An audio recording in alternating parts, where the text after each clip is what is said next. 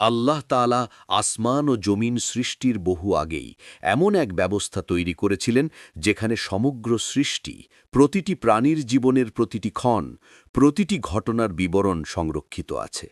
সেটি হল লাওহে মাহফুজ।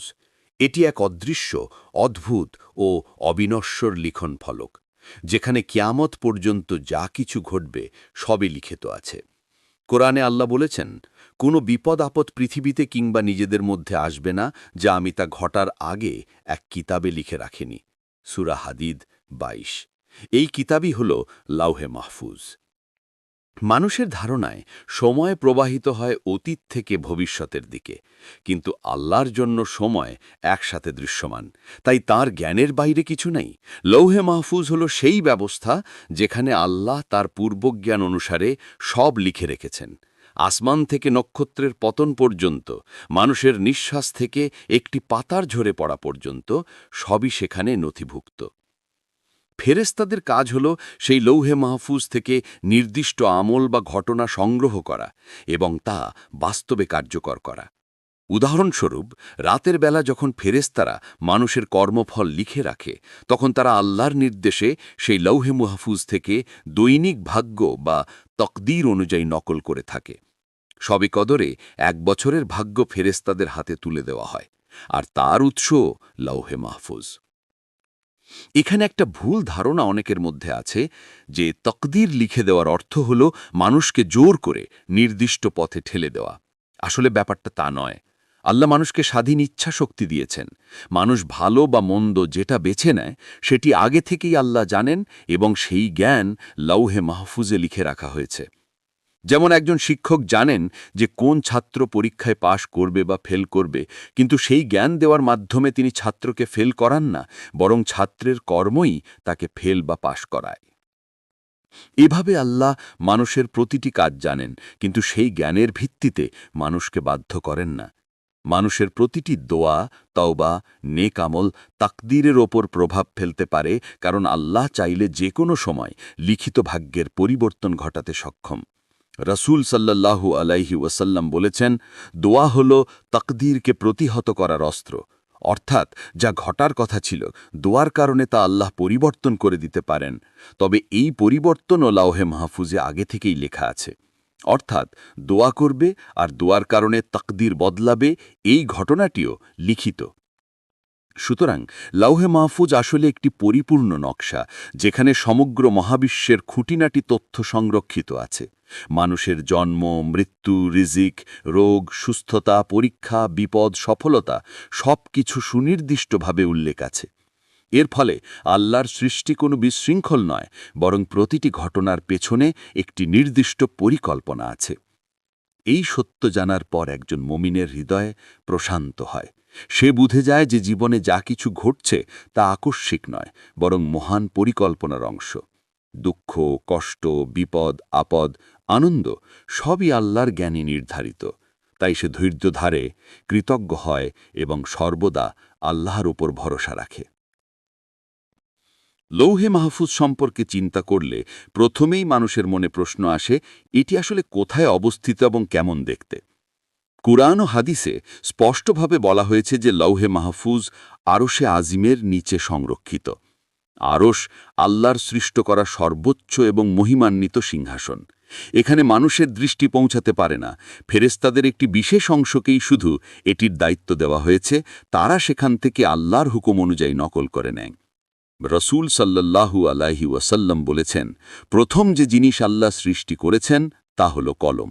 তিনি কলমকে আদেশ দিলেন, লিখো। কলম জিজ্ঞেস করল, হে আমার রব, আমি কি লিখব? আল্লাহ বললেন, কিয়ামত পর্যন্ত যা কিছু ঘটবে সব লিখে ফেলো। তিরমিজি। এর মাধ্যমে স্পষ্ট হয় যে কলম প্রথম সৃষ্টি এবং তার লেখা হল লাওহে মাহফুজের ভাণ্ডার। এখানে একটি গুরুত্বপূর্ণ দিক হল আল্লাহর পূর্বজ্ঞান। মানুষ ভাবে, যদি সবকিছু লিখিত থাকে তবে আমার চেষ্টা করার কি দরকার? কিন্তু এখানে একটা সূক্ষ্ম বিষয় রয়েছে। লাওহে মাহফুজে যা লেখা আছে তা হল আল্লাহর জ্ঞানের প্রতিফলন। তিনি জানেন যে কোন মানুষ কি বেছে নেবে, সে কেমন জীবনযাপন করবে। এর মানে মানুষকে বাধ্য করা হচ্ছে না, বরং তার নিজের সিদ্ধান্তই এখানে লিপিবদ্ধ। উদাহরণস্বরূপ, একজন মানুষ যদি অন্যায়ের পথ বেছে নেয়, সেটিও আল্লাহ জানেন এবং সেই জ্ঞানে তিনি লিখে রেখেছেন। আবার যদি সে তওবা করে আল্লাহর দিকে ফিরে আসে, সেটিও পূর্ব থেকেই নথিভুক্ত। তাই লাউহে মাহফুজে সবকিছুই অচল ও স্থায়ী, কিন্তু মানুষের ইচ্ছাশক্তি তার অংশ। এছাড়া লৌহে মাহফুজের সঙ্গে কিতাবুল কদরের সম্পর্ক রয়েছে। যেমন শবে বরাতে বা শবে কদরে আল্লাহ 1 বছরের জন্য মানুষের রিজিক, মৃত্যু, বিপদ, কল্যাণের বিষয়গুলো ফেরেশতাদের হাতে লিখে দেন। এই তথ্য ফেরেশতারা লৌহে মাহফুজ থেকে নকল করে নেয়, ফলে পুরো বছরের জন্য তারা সুনির্দিষ্টভাবে কাজ করে। লৌহে মাহফুজে মানুষের জীবনের 4টি মূল বিষয় বিশেষভাবে উল্লেখ আছে। 1. রিজিক, কার জীবনে কতটুকু সম্পদ, খাদ্য, উপার্জন নির্ধারিত হবে। 2. আজল বা মৃত্যু, কার জীবনের শেষ মুহূর্ত কখন আসবে। 3. আমল, সে কি কাজ করবে, ভালো না খারাপ। 4. সুখী না দুঃখী, শেষ পরিণতি জান্নাতি হবে না জাহান্নামে। রাসূল সাল্লাল্লাহু আলাইহি ওয়াসাল্লাম বলেছেন, ভ্রূণ মাতৃগর্ভে 40 দিন থাকে, তারপর তা মাংসপিণ্ড হয়। এরপর ফেরেশতা এসে 4টি বিষয় লিখে যায়: তার রিজিক, তার মৃত্যু, তার আমল, সে সুখী হবে না দুঃখী। বুখারী, মুসলিম। এই হাদিস থেকে বোঝা যায় যে প্রত্যেকটি মানুষের ভাগ্য সূক্ষ্মভাবে নির্ধারিত। তবুও মানুষ নিজের আমল দ্বারা তার অবস্থান উন্নত করতে পারে। যদি সে নেক আমল করে, আল্লাহ তার তাকদীরকে সুন্দর করে দেন। আবার যদি সে গুনাহে লিপ্ত হয়, আল্লাহর জ্ঞানে সেটিও অন্তর্ভুক্ত। এই ধারণা একজন মুমিনকে 2টি গুণ শেখায়: সবর ও শুকর।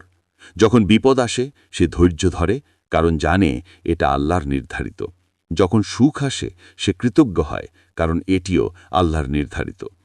এইভাবে লৌহে মাহফুজ মানুষকে শিখিয়ে দেয়, জীবনে কাকতালীয় কিছু নেই, সবকিছু পূর্ব নির্ধারিত পরিকল্পনা অনুযায়ী চলছে।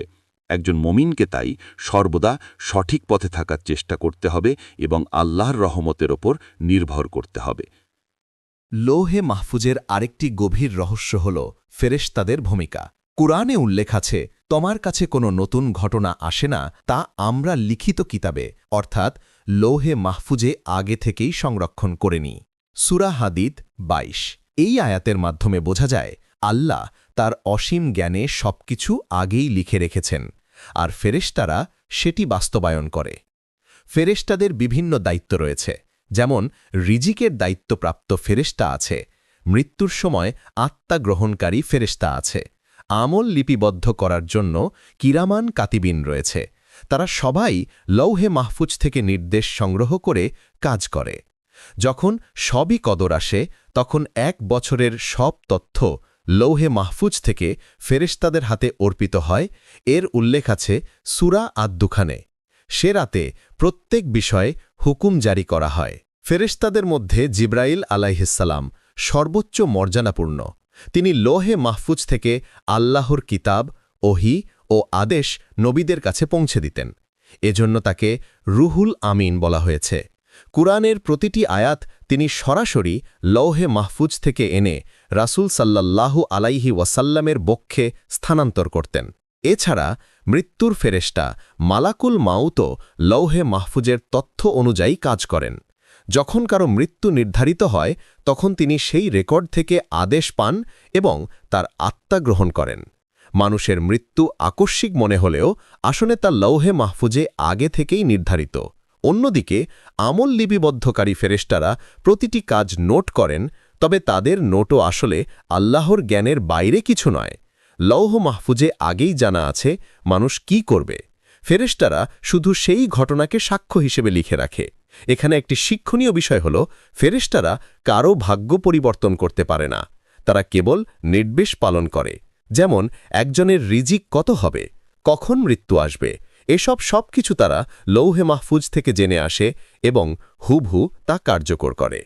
মানুষ যখন দোয়া করে, তখন আল্লাহর রহমতে তার তাকদিরে পরিবর্তন হতে পারে। উদাহরণস্বরূপ, একটি বিপদ থেকে মুক্তি পেতে আল্লাহ কাউকে দোয়ার বরকতে বাঁচিয়ে দেন, কিন্তু এটিও আসলে লৌহে মাহফুজে লেখা থাকে। সে দোয়া করবে এবং তার দোয়া কবুল হবে, অর্থাৎ পরিবর্তনের ঘটনাও পূর্বেই লিপিবদ্ধ। এইভাবে লৌহে মাহফুজ কেবল একটি কিতাব নয়, বরং আল্লাহর পূর্ব নির্ধারিত পরিকল্পনার জীবন্ত প্রমাণ। ফেরেশতারা সেই পরিকল্পনার কার্যকরী সৈনিক, যারা বিন্দুমাত্র অবাধ্য হয় না। মানুষের উচিত ফেরেশতাদের এই কাজগুলো উপলব্ধি করে সর্বদা সতর্ক থাকা, কারণ প্রতিটি আমল রেকর্ড হচ্ছে, প্রতিটি শ্বাসপ্রশ্বাস আল্লাহর সামনে হিসাবের জন্য সংরক্ষিত হচ্ছে। লৌহে মাহফুজের রহস্য বোঝা মানে নিজের জীবনকে দায়িত্বশীলভাবে চালানো। তাকদিরের আরেকটি রহস্য হল মানুষের স্বাধীন ইচ্ছাশক্তি এবং আল্লাহর পূর্ব নির্ধারিত পরিকল্পনা, এই দুইয়ের মধ্যে ভারসাম্য। অনেকে মনে করেন যদি সবকিছু লৌহে মাহফুজে লেখা থাকে তবে মানুষের চেষ্টা বা সিদ্ধান্ত নেওয়ার কোনো মানেই নেই। কিন্তু ইসলাম এখানে একটি গভীর সত্য উন্মোচন করে। আল্লাহ মানুষকে চিন্তা করার ক্ষমতা, সঠিক ভুল বেছে নেওয়ার জ্ঞান এবং ইচ্ছাশক্তি দিয়েছেন। কোরআনে আল্লাহ বলেন, আমি মানুষকে দুই পথ, সৎ ও অসৎ, দেখিয়ে দিয়েছি। সূরা বালাদ 10। অর্থাৎ মানুষকে সঠিক ও ভুলের দিক দেখানো হয়েছে। এখন তার ইচ্ছা অনুযায়ী সে যে পথ বেছে নেবে সেই অনুযায়ী ফল পাবে। ধরা যাক একজন মানুষ খারাপ কাজ করার সুযোগ পেল। এখানে সে চাইলে পাপ করতে পারে, আবার চাইলে তা এড়িয়ে যেতে পারে। তার যে সিদ্ধান্তই হোক না কেন তা আল্লাহর জ্ঞানের বাইরে নয়। লৌহে মাহফুজে আগেই লেখা আছে সে কি করবে, কিন্তু সেই সিদ্ধান্ত নেওয়ার দায়িত্ব তারই ওপর বর্তায়। এজন্য কিয়ামতের দিন মানুষকে জবাবদিহি করতে হবে।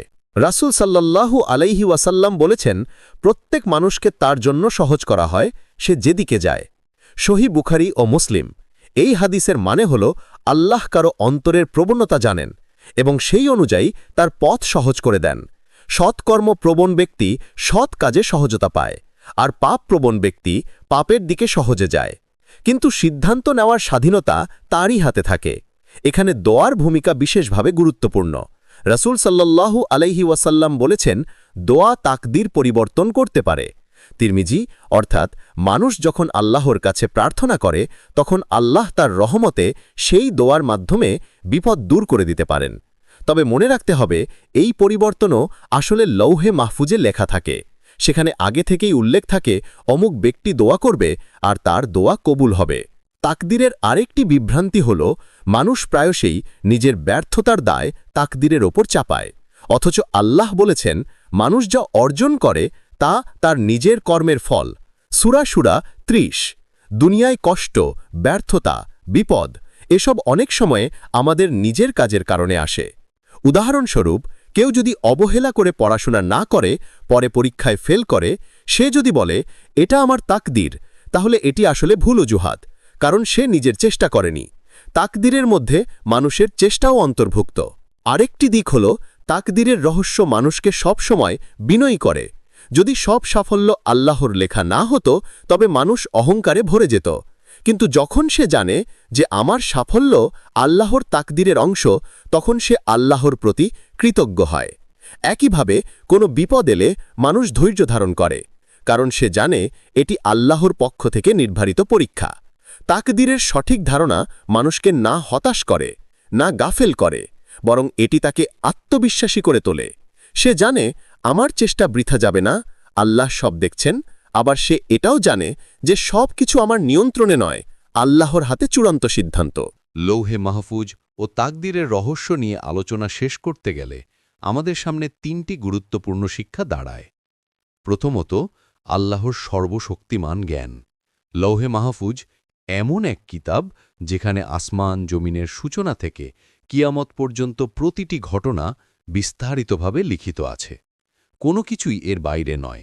সূরা আনআমে আল্লাহ বলেন, আসমান ও জমিনে কোনো দানা বা শুকনো তরতাজা জিনিস নেই যা সেই স্পষ্ট কিতাবে অর্থাৎ লৌহে মাহফুজে নেই।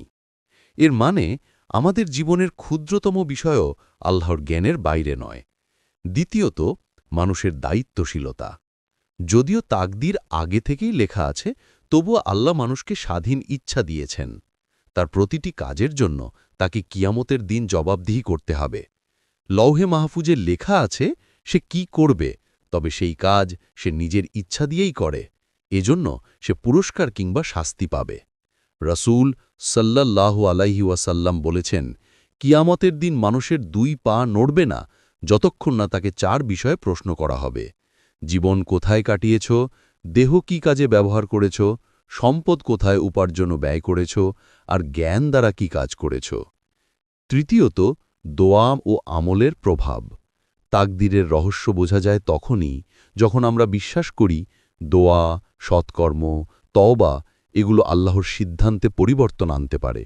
তবে সেটিও আসলে লৌহে মাহফুজে আগে থেকেই লিখিত থাকে, অর্থাৎ দোয়ার শক্তি কোনো কল্পনা নয়, বরং আল্লাহর পক্ষ থেকে মানুষের জন্য দয়া।